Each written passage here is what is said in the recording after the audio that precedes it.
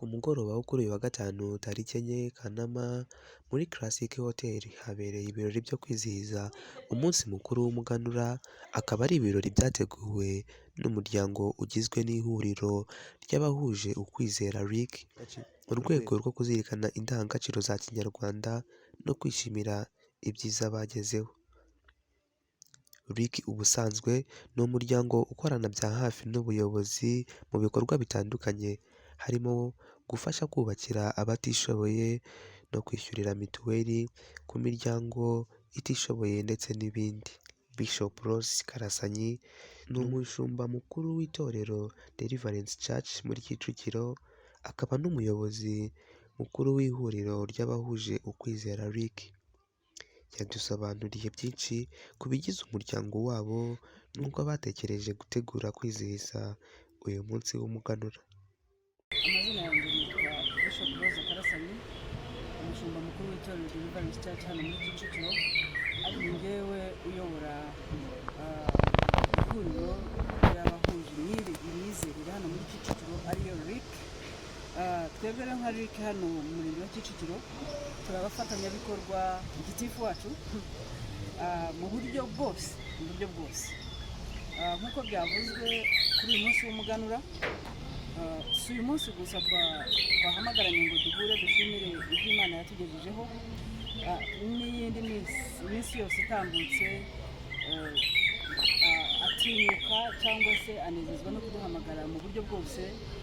Tugira uruhare mu gufasha gushakira mituweli abatabifite, twagize uruhare mu guhuza imbaraga kubakira umuturage wari agombaga kugira ngo abe heza.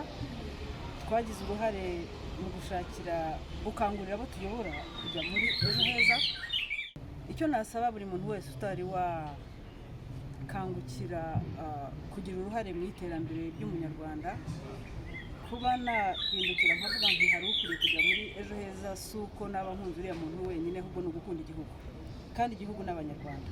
Rero buri muntu wese utari ukihugiyeho, reka mvuga ngo ukihugiyeho, yateguye umutwe akavuga ati njyewe ubwanjye ndiho kubw'abantu.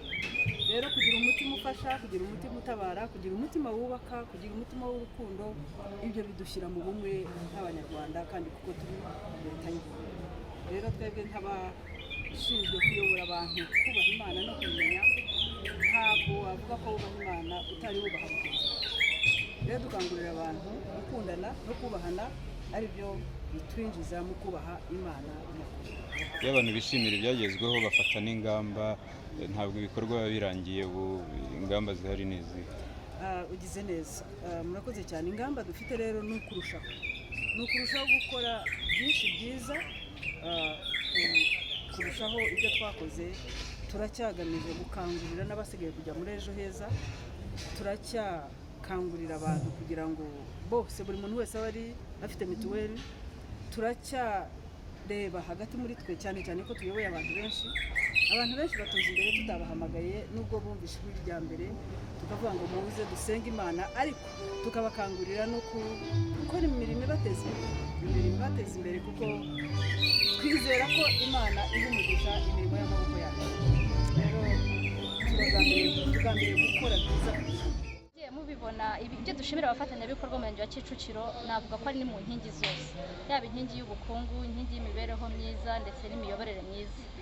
By'umwihariko ndavuze iyo tuvuze imiyoborere myiza harimo n'imibereho myiza. Bijyanye n'imibereho myiza, turashimira abafatanyabikorwa badufashije abaturage batari bishoboye kwishyura ubwisungane mu kwivuza, n'ubufatanye n'amadini gukora ubukangurambaga byanaduhesheje kubona igikombe cy'ubwisungane mu kwivuza, haba ku rwego rw'akarere ndetse n'umujyi wa Kigali. Mu bijyanye nanone n'imibereho myiza, dufite mu mujyi wa Kigali hari gahunda yo kubakira amazu abantu batishoboye. Dufatanyije n'abari bafatanyabikorwa batandukanye, twagiye dufatanya twubakira abantu batishoboye. N'ibindi bikorwa bigiye bitandukanye birimo gufasha abanyeshuri biga badafite ibikoresho, gufasha cyane cyane mu miyoborere myiza, navuga nk'ibintu bijyanye no kurangiza imanza, ari bikorwa n'abunzi cyangwa se abahuza. Dukangurira abaturage kwitabira gahunda yo gukemurirwa ibibazo badasiragiye mu nkiko. Ikindi nanone ni uko dushimira cyane abafatanyabikorwa muri gahunda y'ubumwe n'ubwiyunge. navuga ko uyu munsi umurenge wa Kicukiro urwego duhagazeho ku bumwe n'ubwiyunge ntabwo ari ibintu byikoze, ahubwo ni uruhare rw'abafatanyabikorwa batandukanye mu gutuma abanyakicukiro baba bamwe bagashyira hamwe. Nacyo gituma n'uyu musaruro turiho twishimira uyu munsi tuwukura muri ubwo bufatanye no gushyira hamwe tutarangwa n'amacakubiri. Ni ibirori byaranzwe n'ibyishimo byinshi, aho abari bitabiriye uyu muhango banataramiwe n'umuhanzi Makanyaga Abdul.